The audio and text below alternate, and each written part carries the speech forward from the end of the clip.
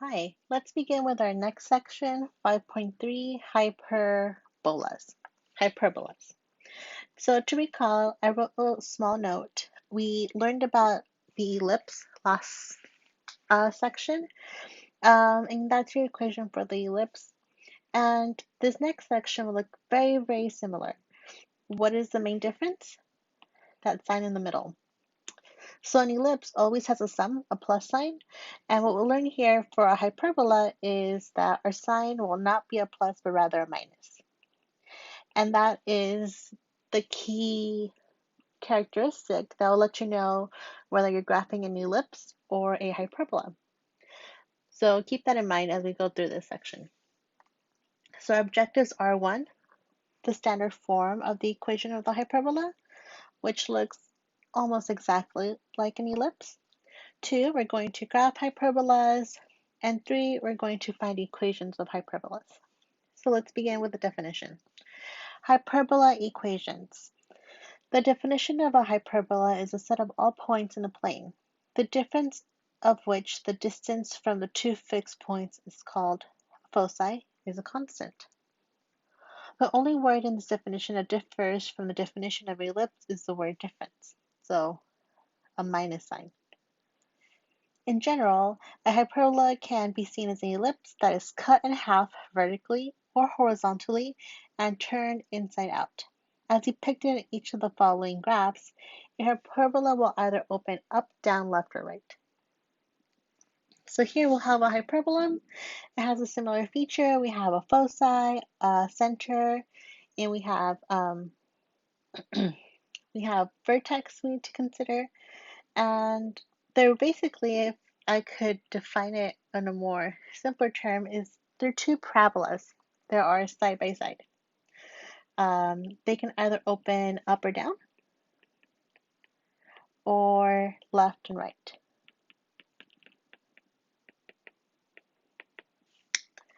The list of components involved with a hyperbola would include the following.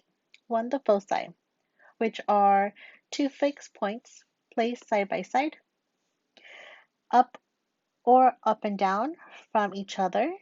We also have the center, which is the midpoint of the line connecting the two foci. And we also have the vertices, the 2 points where the line through the two foci intersect the graph of the hyperbola. So vertices is plural for vertex. So a single one would be a vertex, both of them would be vertices. Consulting the text for the derivation of the standard equation of hyperbola, we have the standard equation of hyperbola with center h comma k and foci side by side as. So for this hyperbola, notice we have a minus, and notice that we start with the x first. So just how a Cartesian planar x graph opens left to right, this would be a graph for a left to right type of hyperbola. And that's your key point. Similarly, for a hyperbola which opens up and down because the foci are located above the other, we obtain a second version for the equation of hyperbola. So here, because we begin with y, we know that we'll have a up and down opening hyperbola. So it looks something like this. And we know this because we begin with a y, and y in our Cartesian plane goes up and down. So that's my little trick to remembering how each one goes.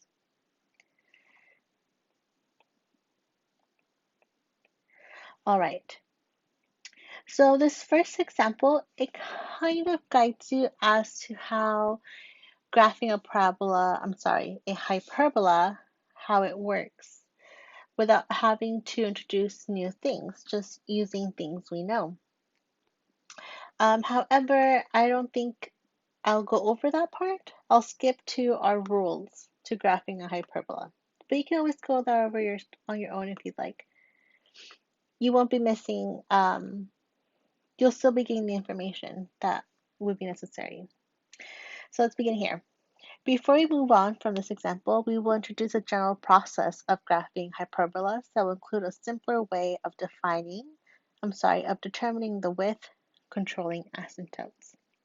So again, when we begin with x, we know that opens left and right. We begin with y, that's up or down. All right, just like an ellipse, we have a center at h comma k. So be careful, we see that h is always the value that is on the binomial expression with the value x, and k is always with the y. So your x and your your h and your k can move around. Just make sure that your h is attached to your x and that your k is attached to your y. 2. Determine the value of a, the distance from the center to the vertices. Use this value to label the vertices.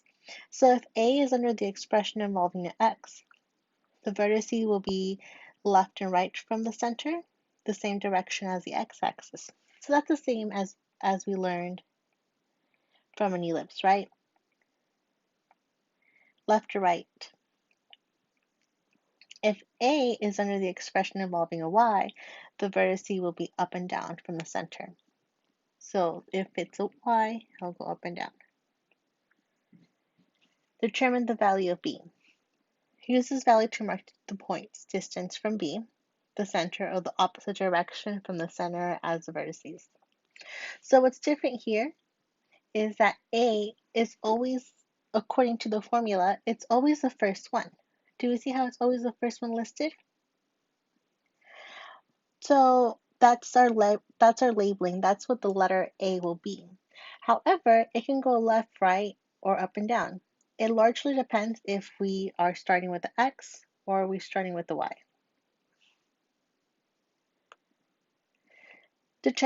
So continue on with 4. Draw a dashed rectangle that passes through the 4 points found in step 2 and 3. So from the center, we found our center, and then we went so many points left and right, so many points up or down. And what's saying here is we're going to draw a dashed rectangle that goes through all 4 points. So we're going to draw a rectangle that goes through all of your points. So marking your endpoints, creating that box. Then draw 2 lines through the center of the hyperbola outward through the corners of the rectangle. So we're going to connect the corners this way. And all we're doing is we're drawing asymptotes.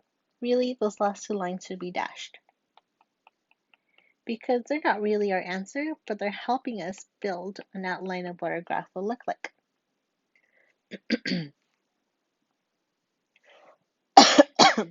From the vertices, draw 2 curves of the hyperbola, approaching the asymptotes as they move away from the vertices. So here is how you draw your actual graph. You're going to take your endpoint, and you're going to open and get closer to your asymptotes.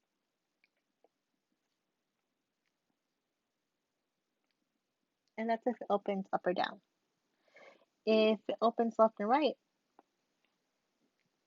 same point, you're going to take that point that lines up from your center and then go around your asymptotes.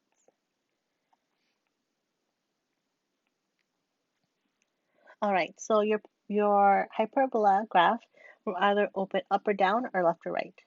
It's not all 4 sides. I just wanted to show you what each one would look like. And lastly, step 6. Use c squared minus a squared plus b squared to determine the value of the label c of the foci, the 2 points of distance from c to the center in the same direction as the vertices. All right, so what's different here, this is another major difference for an ellipse. An ellipse, to find the foci, it was always the larger one minus the smaller one. This one, it's always, well, you're adding them, so it doesn't really matter, but it's the first plus the second. And when I say first, I'm talking about position, the first one listed.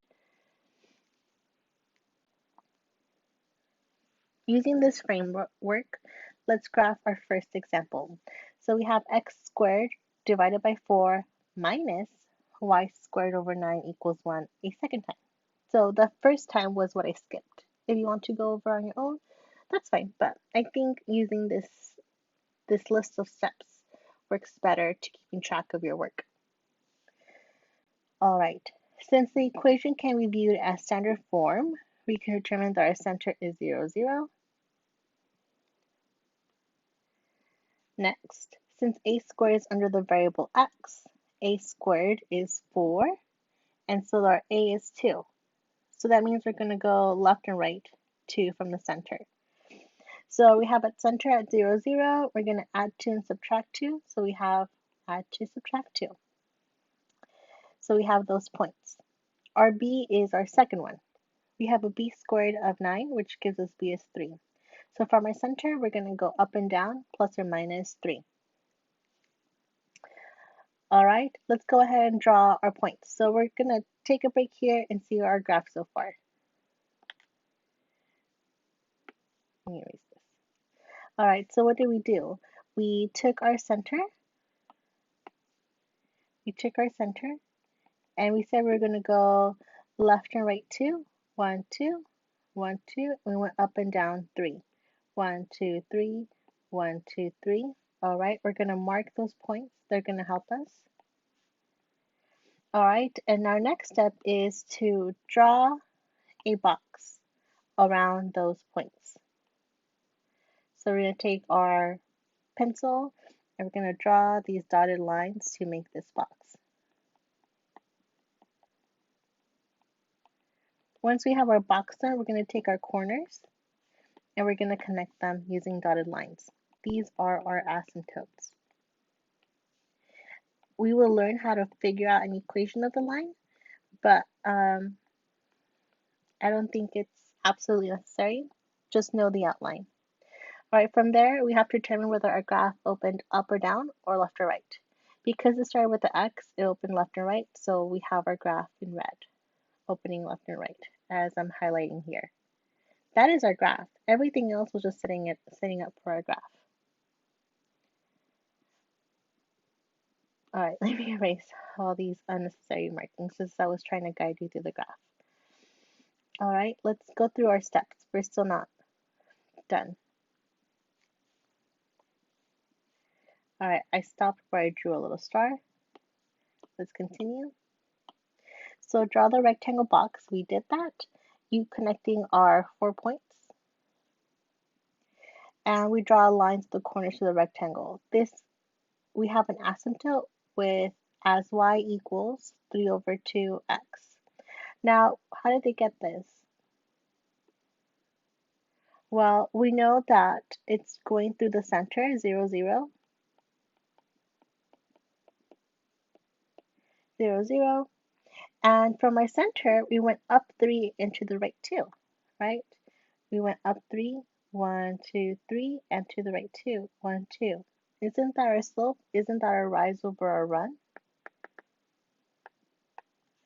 Yeah, right? So we can get our slope from counting and labeling our values that we use to find those vertices.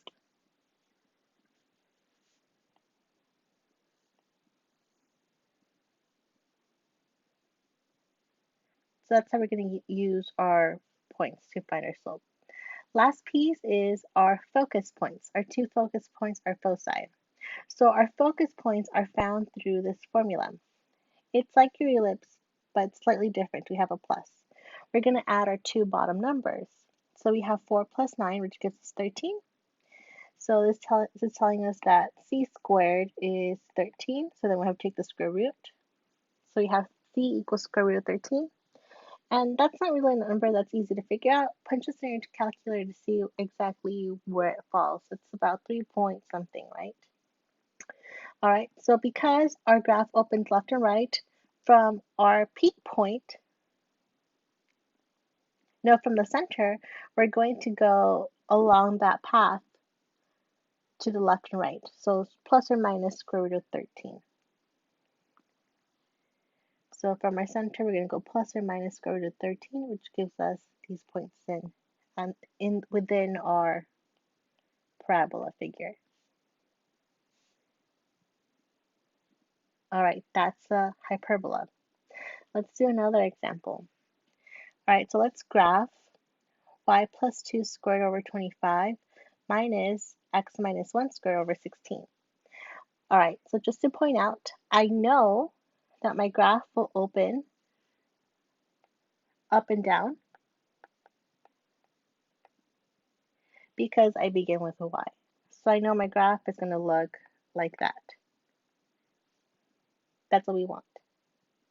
And if we want to, we can even figure out our foci. Without even thinking, I can figure that out. I know c squared is a squared plus b squared.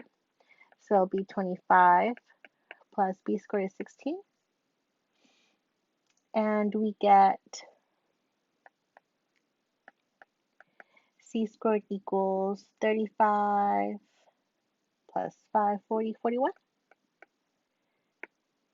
So then c equals square root of 41.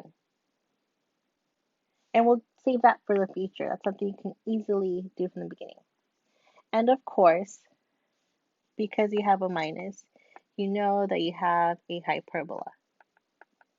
That's something that's also important to point out because it looks so much like an ellipse. That minus is the only thing that makes it pretty much different. Okay, so let's figure out our center. Our center, remember, it's always h comma k, and your h is always with your x. So our h is 1, our k is always with our y, so our y is negative 2. Our k is negative 2. Thus, we have our center, 1 comma negative 2. Our a. So our a is our movement. Because it's under the y, it's going to go up and down. So from the center, we're going to go up and down 5 units. So along our center, we're going to add and subtract along the y 5 units. So negative 2 plus 5 gives us 3. So I have 1 comma 3. And negative 2 minus 5 gives us negative 7. So I have 1 comma negative 7. B, because my b is underneath my x, I know that's left and right. So I'm going to go left and right 4. So from the center, I'm going to go left and right 4. So to my x, I'm going to add and subtract 4, which produces these extra points. Okay, now I have enough pieces to draw my box. I have my center, and I know I'm going to go up 5. 1, 2, 3, 4, 5. 1, 2, 3, 4, 5. And I know I'm going to go left and right 4. 1, 2, 3, 4. 1, 2, 3, 4. 1, 2, 3, 4.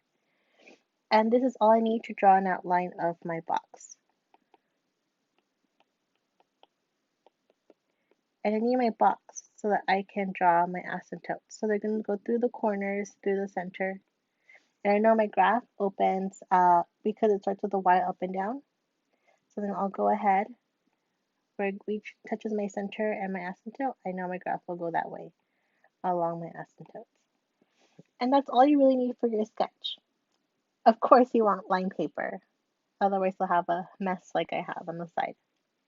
But if you want to, you can also find the points along your asymptotes or the actual equation of your asymptotes. So if you like to,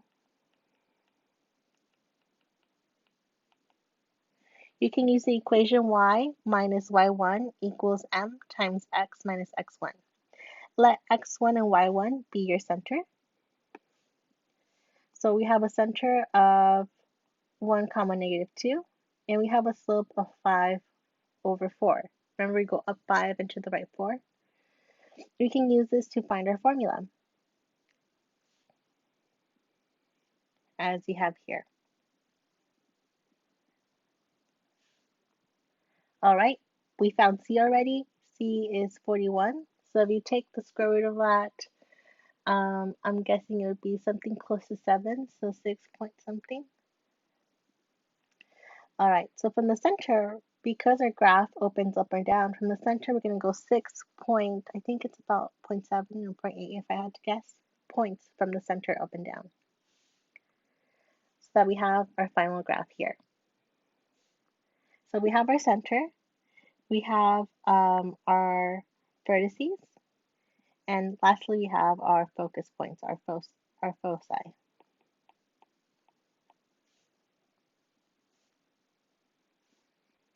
All right, example 3. What if our graph is not given in standard form? What if our graph is given as example 3 and we're asked to graph? First of all, I want to know what we have.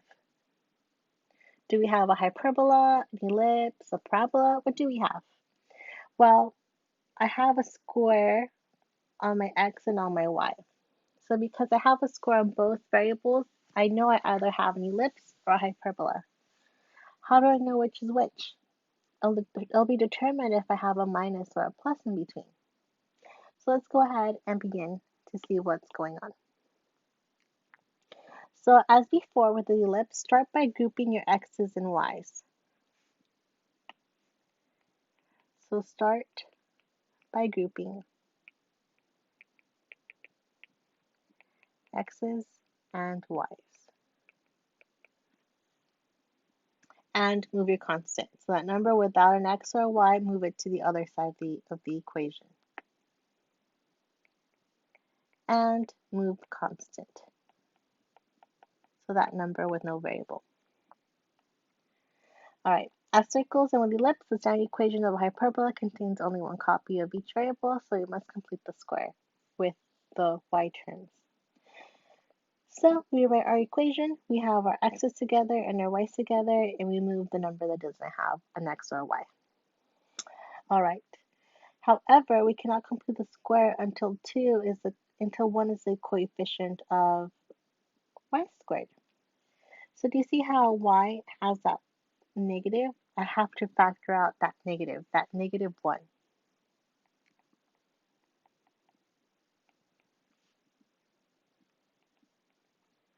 So for this reason, we factor out the leading coefficient -1, so that we have this for our y's.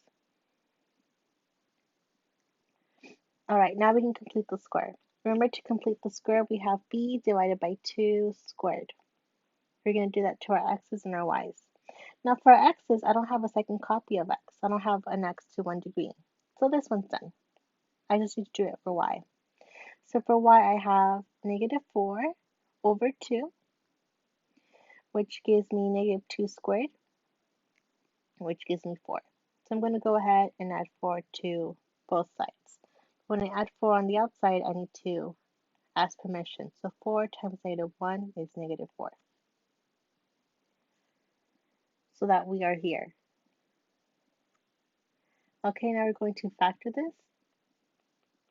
Remember, this is always a number right before you square it. So we have a -2 that's going to factor to be y minus 2 squared, as we have here. All right, and we subtract 12 minus 4 gives us 8. One last piece, I need to make sure that it's equal to 1. But so far it's equal to 8. So what can I do to undo that to make it a 1? Well, I can divide by 8 on both sides. So here we get our desired 1. And then 2 divided by 8, well, that simplifies to be 1 over 4. They can both be divided by 2. And we get 1/4. And for our other one, well, we already have a 1 there, so it's fine. So here is our equation in standard form.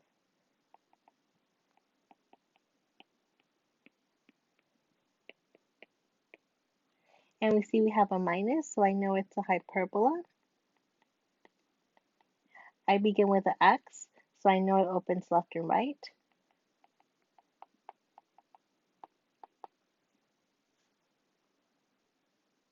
And I can pick up my center, right? Your center is 0, 2. I begin with a 4. Under the x, I go left and right 4. I'm sorry, take the square root of that, so it's 2. For b, under the y, I have 8, so I'll go up and down 8. No, that's b squared, so I'll have to take the square root of that, which is about 2 squared root of 2. Punch that into your calculator so you can get a decimal answer. It'll be easier to work with that decimal point.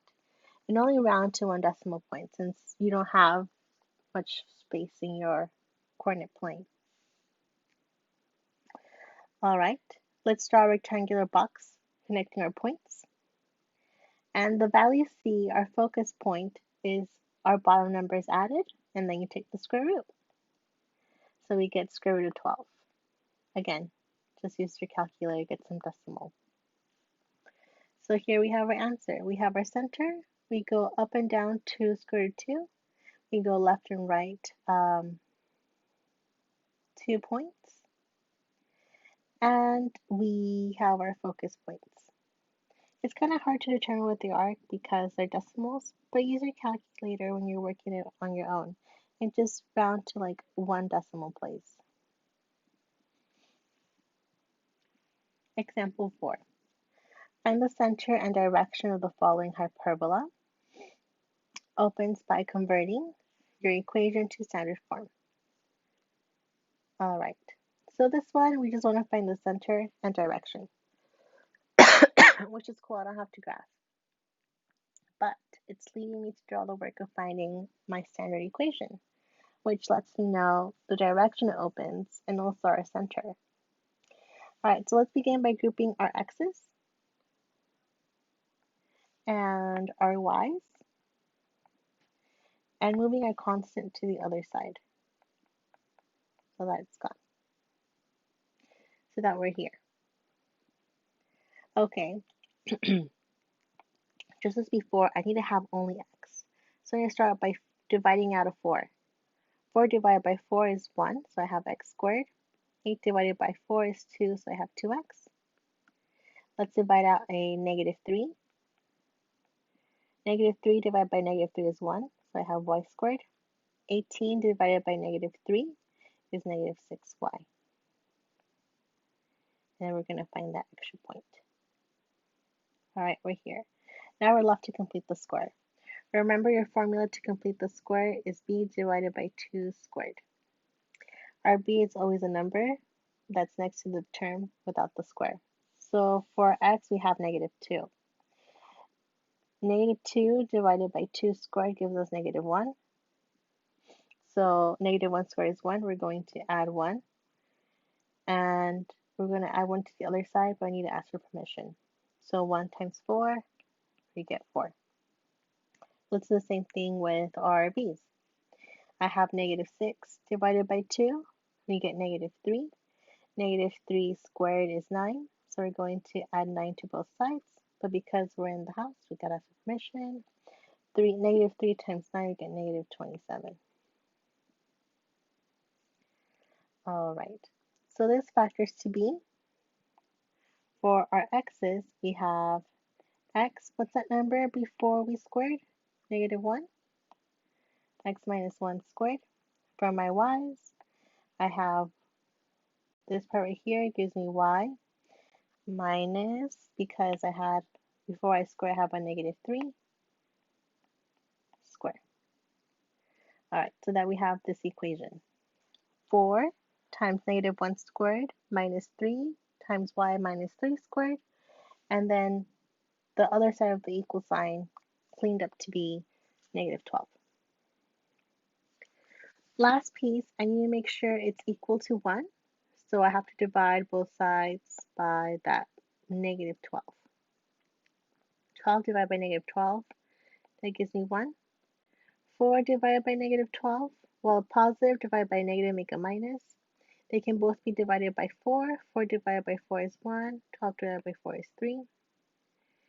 Here we have a negative divided by a negative, so it's positive. They can both be divided by 3. 3 divided by 3 is 1. And 12 divided by 3 is 4. So that we're here.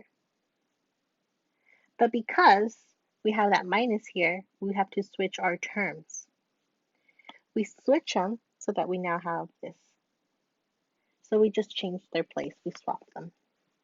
And we do this so we can have that minus in the middle. All right, our question asks for our center and the direction of our hyperbola. Because it begins with y, I know it's going to go up and down. So it opens up and down. And my center is always h comma k. H is always at the x, k is always at the y. So it'd be 1 comma 3. And that is our hyperbola. Finding the equation of a hyperbola. The final topic regarding hyperbolas will be the question that start with given information about the graph of a hyperbola while asking us to find the equation. Find the equation standard form of a hyperbola with vertices at plus or minus 6. So these points right here are vertices.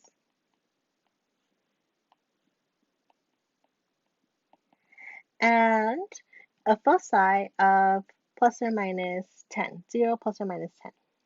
So then we have our focus points right here.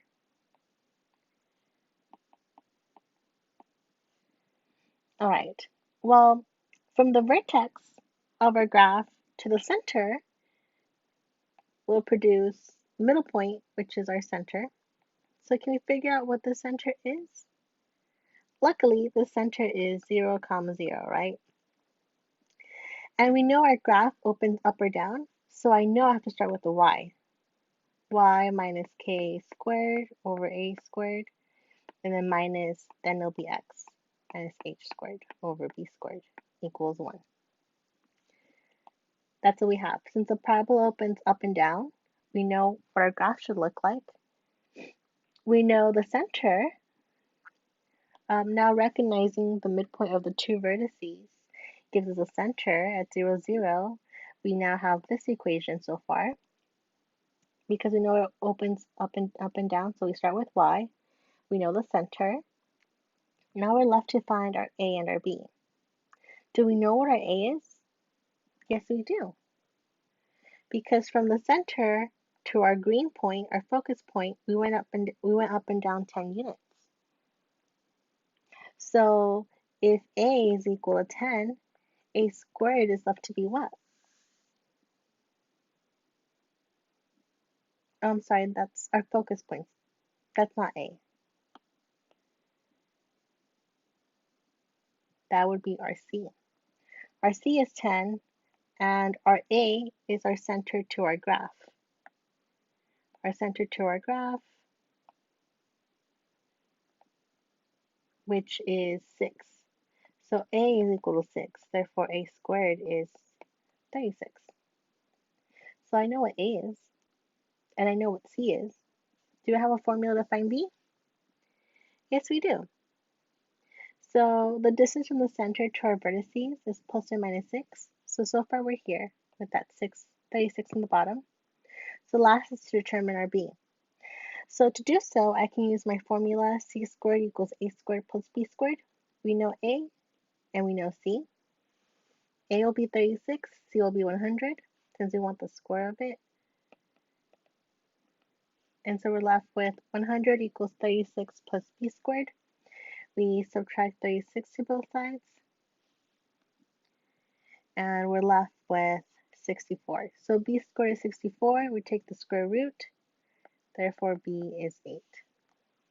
We can now solve this to be b equals 8, but since the equation has a final component of a b squared, we now have this as our answer. Not so bad, right? Once you know, once you're comfortable with a circle, an ellipse, a hyperbola, it's just the same idea, just adding a couple of more steps. Example 6. Find the equation in standard form of the hyperbola with vertices at -1, 2. So these are our points of the center of our graph, that vertex point, and asymptotes with slope of plus or minus 1. Using the vertices, we have this so far. So these are our vertices, and we know that our slope of our parabolas are -1 and 1. Well, since the hyperbola opens, that should say left or right, right, and up and down, left and right. We are looking at an equation that starts with the x. Our equation is right. We start with the x because it goes along our x-axis. All right, now we need to find the midpoint. We need to find the midpoint so I can figure out what my center is. Luckily, we can find the midpoint of 2 points using our midpoint formula. Now, recognizing the midpoint of 2 vertices, we get a center. So we add our x's, -1 plus 7, we get divided by 2. We get 6 divided by 2 to be 3. We add our y's, 2 plus 2, we get 4, divided by 2, we get 2. So this is our center. If you like, you can always label your points. So that'd be x1, y1, x2, y2, and you can use that to guide you as you plug them in the formula. So we know my center, I know our equation starts with the x. Now I'm left to find my a and my b. Well, we can kind of figure out what our a is, right? Because we go left and right from the center of 3, 2, to go to 3 to 7, that would be 4 points. To go to 3 to -1, that would be 4 points. So we know my a is 4, therefore my a squared has to be 16. So that's our equation. It begins with x. The distance from 3, 2 to the vertices is 4 points. So a is 4, just as we found out.